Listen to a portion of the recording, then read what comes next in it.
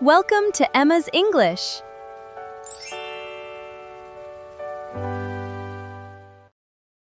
Welcome back to Emma's English Talk, the perfect place for mastering real-world English.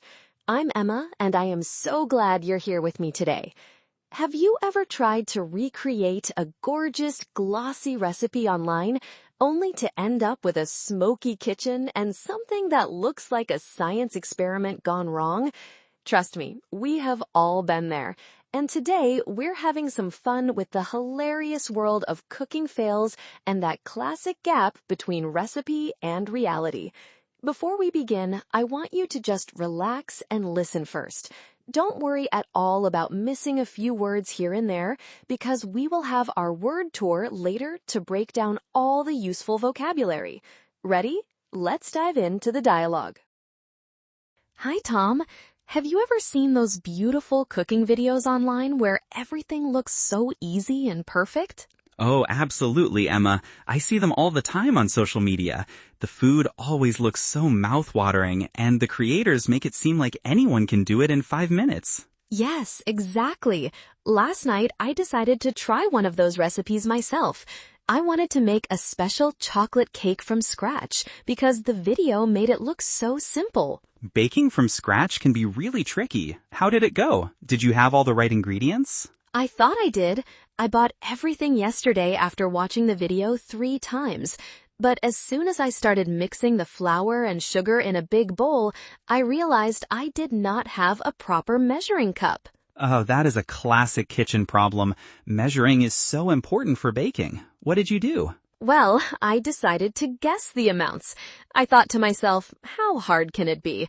But it turns out that baking is more like science than art. It really is. If you use too much flour or too little sugar, the whole texture changes. Did the cake rise in the oven? Not at all. It looked like a flat, heavy brick. I tried to keep an eye on it through the oven door, but nothing happened. That is so disappointing after all your hard work. I had a similar experience last week when I tried to make fresh homemade pasta. It was a complete disaster from start to finish. Really? Homemade pasta sounds so elegant. What went wrong with yours? I tried to follow a simple video recipe. I mixed the eggs and flour, but the dough was way too dry. I kept adding water, and then it became too sticky. It is so hard to find the perfect balance. Did you manage to roll it out? I tried, but it kept sticking to the table and tearing. I did not want to give up, so I worked on it for an hour, but it just did not work. It is easy to feel frustrated when that happens. Did you end up throwing it away? Yes, I had to. I finally decided to give up and just boiled some dry pasta from a box instead. It was much easier. There is no shame in that at all. Box pasta is a lifesaver when things go wrong. I think we all mess up in the kitchen sometimes, even when we try our best to follow the instructions. We definitely do. Why do you think those online videos make it look so effortless? I think they edit out all the messy parts and the mistakes. They don't show the dirty dishes or the failed attempts.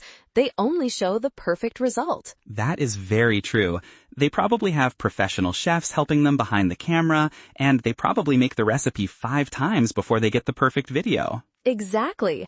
And they use perfect lighting to make the food look even more delicious than it actually is. It is good to remember that. It makes me feel much better about my own cooking failures. Me too.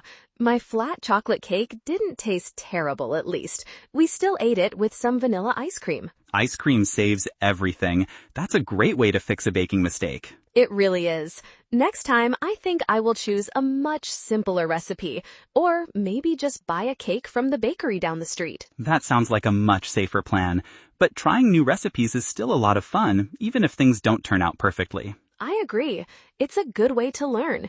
Each time we mess up, we learn what not to do next time. Yes, like always using a real measuring cup when you bake from scratch. Exactly. That is lesson number 1 for me. I am going to buy a proper kitchen scale and measuring cups today. That is a great investment. Maybe then you can try the chocolate cake recipe again. Perhaps, but I think I will wait a few weeks. I need to get over my fear of flat cakes first. Take your time.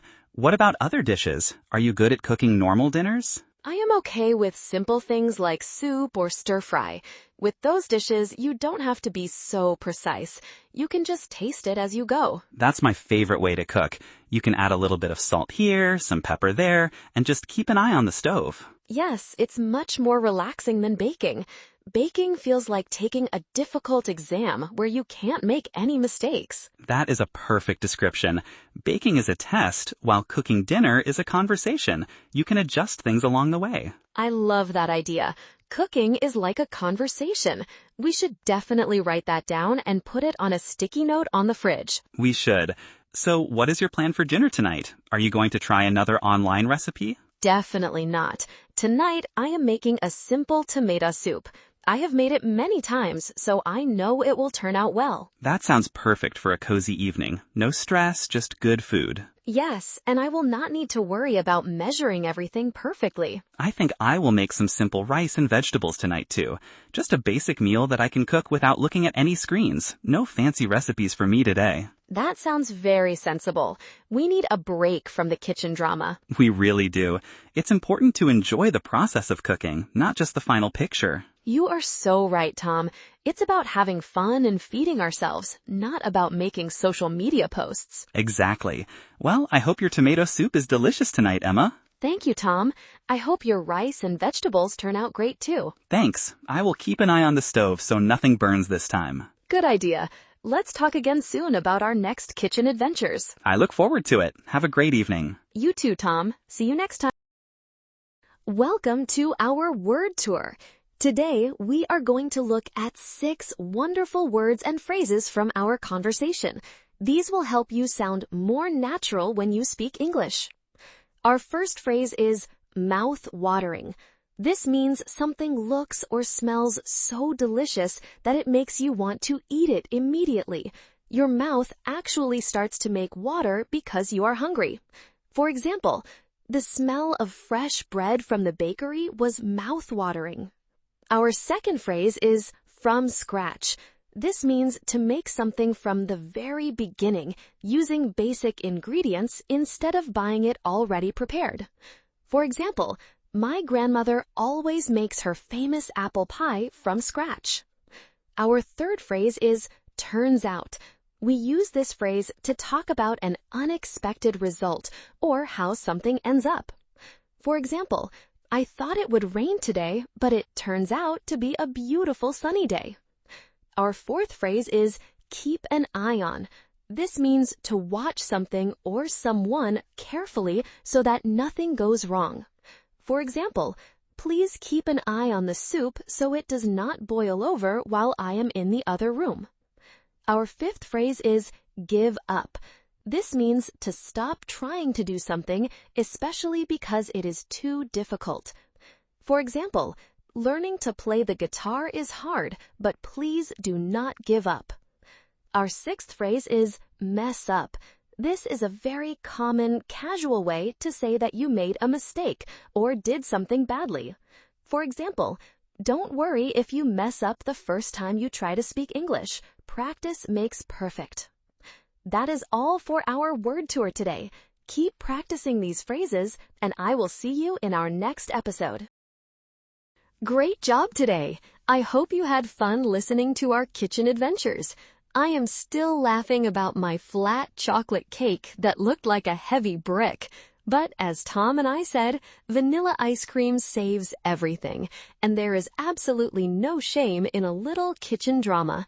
If you want to review all the vocabulary and phrases we used today, don't forget to download the free PDF script in the description below. Also, please like, subscribe, and turn on notifications so you never miss our episodes. Keep up the great work. See you next time.